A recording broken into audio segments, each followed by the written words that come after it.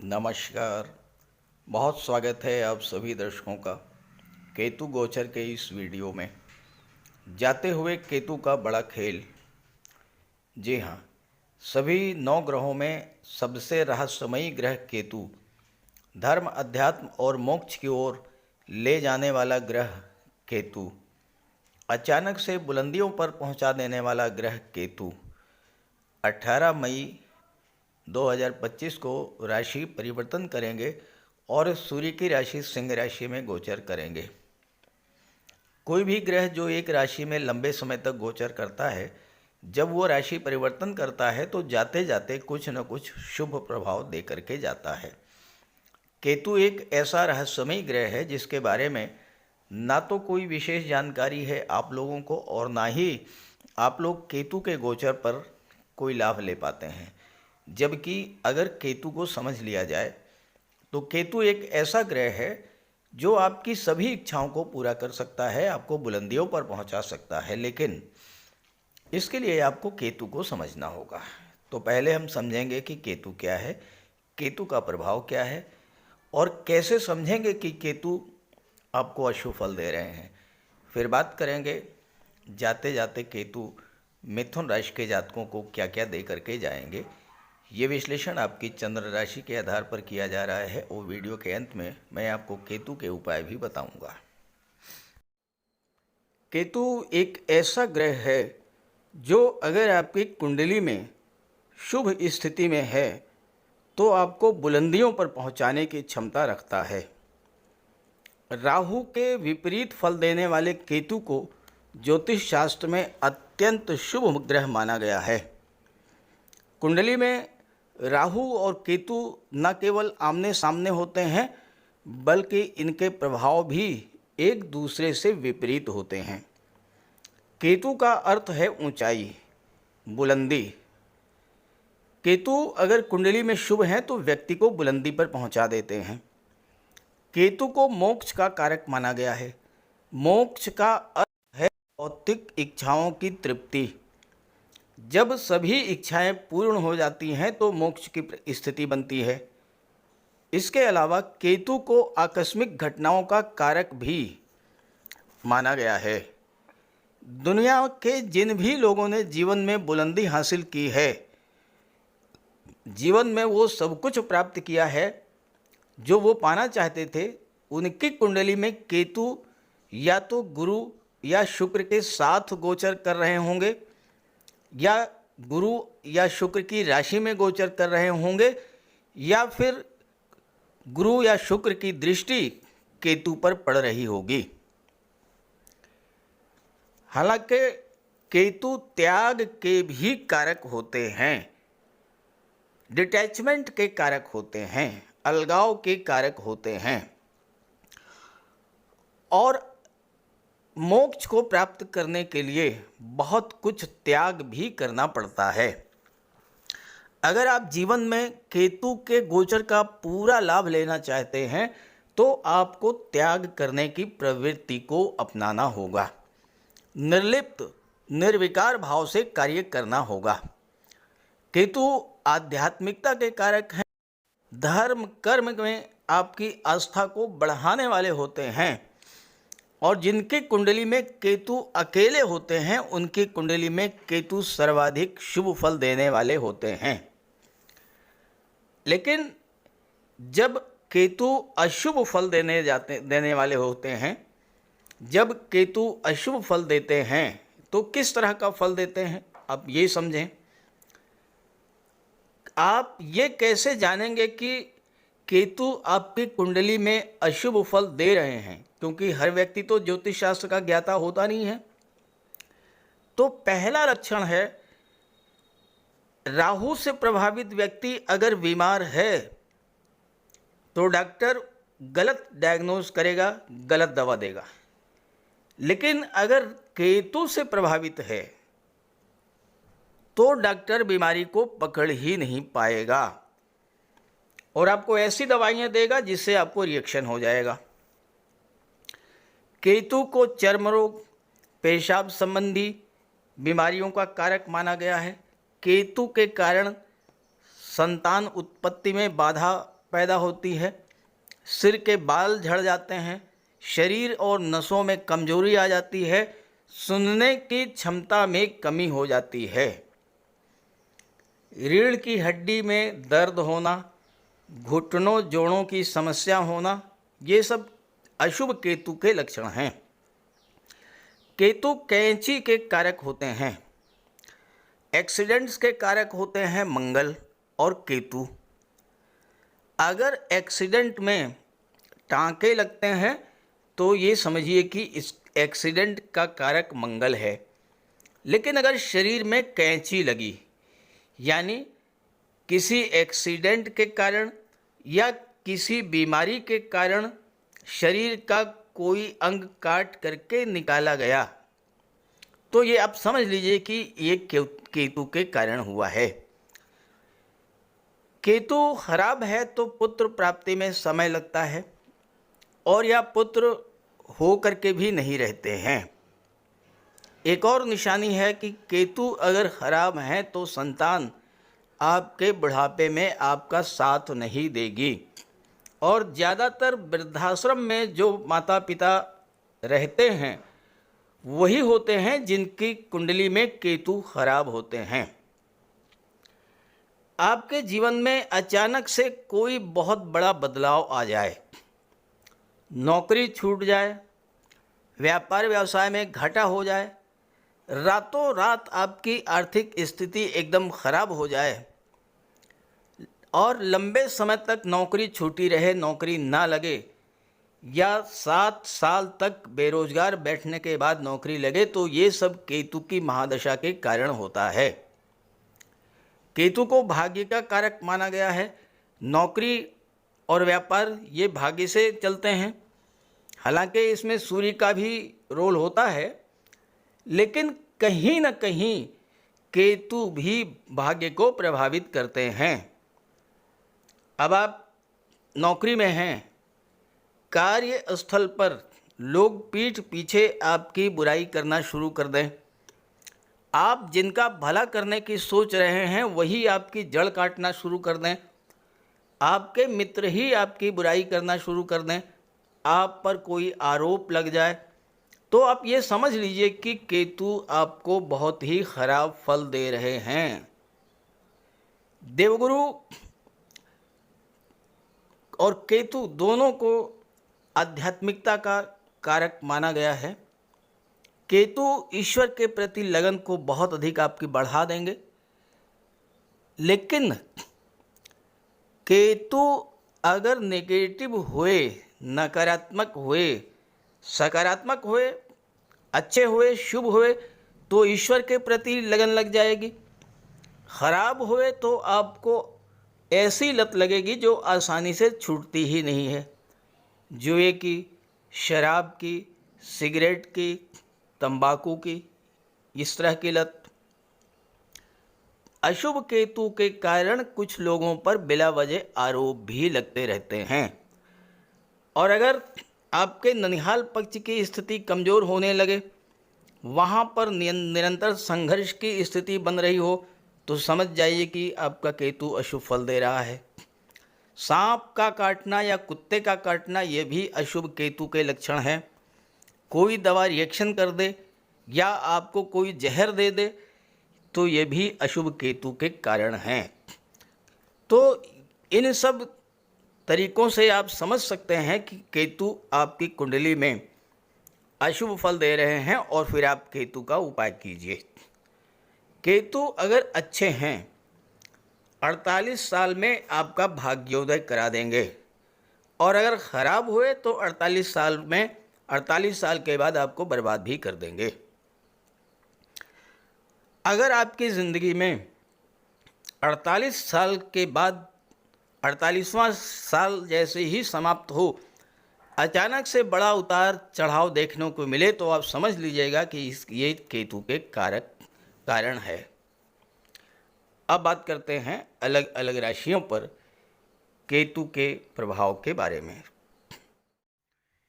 तो ये है मिथुन राशि के जातकों की कुंडली। केतु का गोचर आपकी कुंडली के चौथे भाव में है। चौथा भाव यानी सुख का भाव। चौथा भाव क्या होता है? चौथा भाव हमारा घर होता है, घर का घरेलू वातावरण होता है। चौथा भाव जो है वो भूमि भवन प्रॉपर्टी को शो करता है। मन की शांति, घर की शांति, ये सब चौथे भाव से देखा जाता है। और यहाँ पर केतु जैसे ग्रह का गोचर पिछले 16 महीनों से है। ठीक सामने राहु का गोचर है और 12वें भाव में देवगुरु का गोचर है। इस समय जो सबसे अच्छी बात है वो ये है कि गुरु की दृष्टि केतु पर पड़ रही है और केतु की दृष्टि गुरु पर पड़ रही है। तो केतु इस समय शुभ फल देने के लिए बाध्य हो चुके हैं। केतु जाते जाते आपको क्या दे करके जाएंगे, इसको समझने से पहले आपको ये समझना होगा कि केतु किस तरह से अपना फल प्रदान करते हैं। देखिए, जिस भाव में केतु का गोचर हो, दो बातें आप नोट कर लीजिए।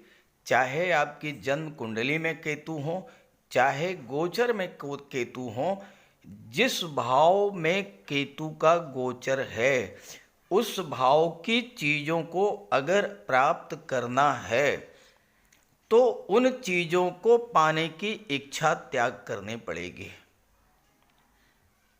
दूसरी बात, केतु जिस भाव में गोचर कर रहे हैं या जिस भाव से केतु का संबंध बन रहा है, उन भाव की चीज़ों को गोपनीय रखना पड़ेगा, सीक्रेट रखना पड़ेगा, किसी से भी शेयर नहीं करना है। अगर आपकी जन्म कुंडली में केतु चौथे भाव में है, आप भूमि भवन प्रॉपर्टी की इच्छा का त्याग करके देखिए, केतु आपको भूमि भवन प्रॉपर्टी सब कुछ प्रदान कर देंगे। अब देखिए, ये तो बड़ी विरोधाभासी बात हो गई ना। चौथे भाव की चीज़ों की इच्छा का त्याग कर दें, यानी भूमि भवन प्रॉपर्टी की इच्छा ही ना रखें। ऐसा नहीं है, ऐसा बिल्कुल नहीं है। थोड़ा गहराई से समझें इस बात को। चौथा भाव भौतिक सुख सुविधाओं का, भूमि भवन प्रॉपर्टी का है। आपके मन में एक बड़ी गाड़ी लेने की इच्छा है, आप प्रयास कर रहे हैं, प्रयास करते करते थक जाते हैं आपको, लेकिन आपको वो चीज़ नहीं मिल पाती।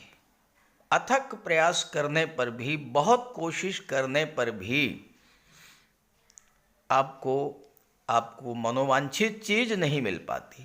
बड़ी गाड़ी है, बड़ा घर है या किसी और चीज़ का सपना है आपका, वो नहीं हो पाता। तब क्या होता है? तब आपके मन में त्याग की इच्छा, यानी आपके मन में इस तरह की इच्छा डेवलप करती है कि छोड़ो, जाने दो, अब इस चीज़ की कोई आवश्यकता नहीं रह गई। यानी जिस पल, जिस समय आप प्रयास करते करते थक जाएंगे और जब आपके मन में ये इच्छा जागृत होगी कि छोड़ो, जाने दो, अब इस चीज़ की कोई इच्छा नहीं रही, अब मुझे प्रॉपर्टी नहीं चाहिए, अब मुझे बड़ा घर नहीं चाहिए, अब बड़ा वाहन नहीं चाहिए, सुख सुविधा के साधन नहीं चाहिए, आप देख लीजिए अगले ही पल केतु आपको वो सारी चीज़ें प्रदान कर देंगे। और आप देखिएगा, अगर आपके साथ ऐसा हुआ है तो केतु जाते जाते आपको भूमि भवन प्रॉपर्टी का लाभ दे करके जाएंगे। इस बात को आप नोट कर लीजिए। लेकिन ये उसी स्थिति में होगा जब आपने लगातार प्रयास किया होगा, प्रयास करके आप थक गए होंगे और आपने कहा होगा कि छोड़ो, जाने दो, अब ये चीज़ नहीं मिलनी है। नेक्स्ट मोमेंट वो चीज़ आपको मिल के रहेगी। यहाँ पर गोचर करते हुए केतु आपको किसी ऐसी बीमारी से मुक्ति दिला करके जाएंगे जिससे आप लंबे समय से पीड़ित हैं। यहाँ से जाते समय केतु जब राशि परिवर्तन करेंगे, तीसरे भाव में जाएंगे, तो जाते जाते आपको अस्पताल के चक्करों से मुक्त करके जाएंगे।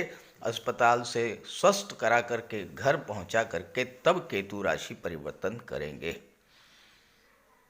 पिछले 16 महीनों से किसी कोर्ट कचहरी के मैटर को लेकर के आप परेशान थे, उससे आपको राहत दिला करके केतु जा रहे हैं। विदेश संबंधी कोई कार्य आपका बहुत दिनों से अधूरा पड़ा था, आप पूरा नहीं हो कर पा रहे थे, वह कार्य आपका केतु करके जाएंगे। आपके मन में ज्योतिष तंत्र मंत्र को सीखने की प्रबल इच्छा थी, लेकिन आपको कोई अच्छा गुरु नहीं मिल रहा था। अब देखिएगा केतु जैसे ही राशि परिवर्तन करेंगे, राशि परिवर्तन करते करते आपको एक बहुत अच्छा गुरु मिल जाएगा, जिसके सानिध्य में बैठ करके आप ज्योतिष तंत्र मंत्र में महारत हासिल करेंगे।